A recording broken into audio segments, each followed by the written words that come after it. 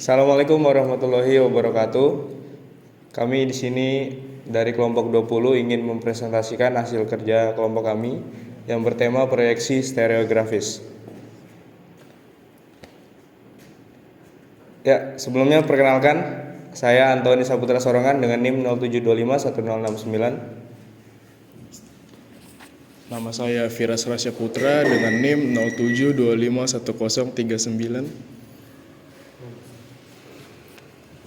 Nama saya Noval Farel Aki Zulkarnain dengan NIM 07251093. Nama saya Gasot Bogosar Putrandi dengan NIM 07251031. Saya Ade Andika Mangewa dengan NIM 07251007.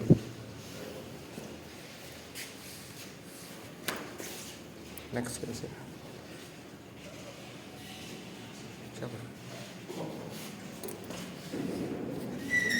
Yang pertama ada pendahuluan, yaitu definisi. Proyeksi stereografis adalah metode memetakan orientasi garis dan bidang dari permukaan bola atau hemisfer ke bidang datar. Lalu tujuan, yaitu mempermudah analisis geometri struktur geologi atau bidang, lipatan, sesar, kekar dalam bentuk 2D tanpa kehilangan hubungan spasial. Terus ada prinsip dasar. Bayangkan bola dengan titik pusat di pengamat. Orientasi, jurusan, atau kemiringan atau arah garis ditandai di permukaan bola. Semua titik diproyeksikan ke bidang ekuator dengan pusat proyeksi di kutub bola. Hasilnya berupa peta lingkaran atau stereonet yang mewakili orientasi 3D dalam 2D.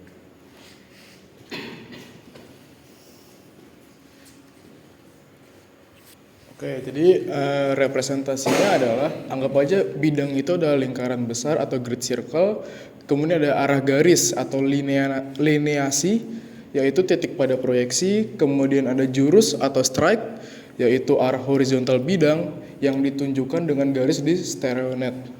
Terus ada kemiringan atau dip, yaitu sudut inklinasi yang ditunjukkan dengan arah turun bidang.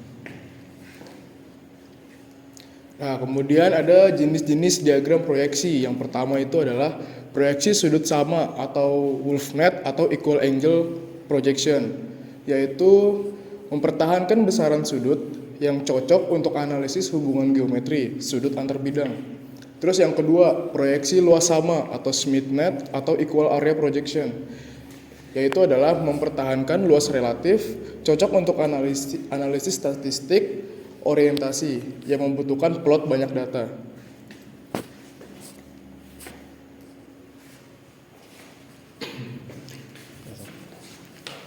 Oke, langkah umum menggunakan stereonet. Yang pertama, tentukan jurus atau strike dari data lapangan. Yang kedua, putar stereonet hingga lurus sejajar garis referensi. Dan yang ketiga, pola lingkaran besar atau grid circle sesuai kemiringan atau dip. Dan yang keempat, untuk lineasi, plot titik pada bidang proyeksi. Dan yang terakhir, yang kelima, analisis hubungan antar bidang, misalnya bidang potensi longsor, irisan antar bidang, atau bidang besar.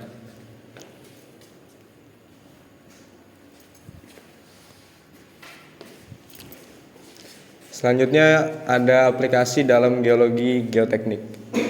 Jadi di sini ada 3. Yang pertama itu analisis kestabilan lereng. Tujuannya untuk menentukan orientasi kekar atau rekahan terhadap arah lereng. Selanjutnya ada perencanaan tambang dan terowongan.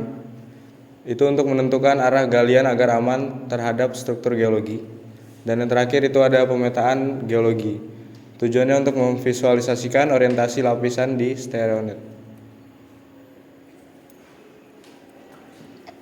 Terdapat kelebihan dan keterbatasan daripada stereonet.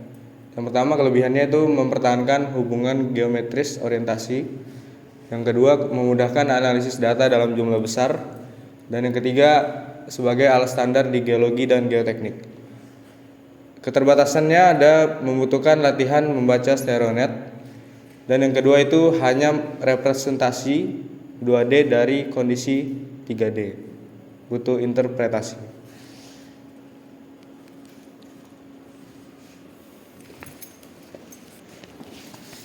Dari akhir PPT tadi, kesimpulan dan sarannya adalah proyek stereografis adalah alat fundamental untuk analisis orientasi seperti bidang dan garis dalam geoteknik. Terus ada dua jenis utama di proyek stereografis. Ada WolfNet, itu sudutnya sama. Kalau SimsNet itu luasnya sama. Terus biasanya ini digunakan luas dalam studi kestabilan seperti lereng, struktur batuan, tambang, dan pemetaan geologi.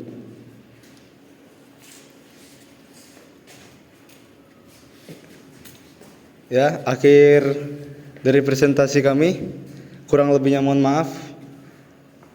Assalamualaikum warahmatullahi wabarakatuh.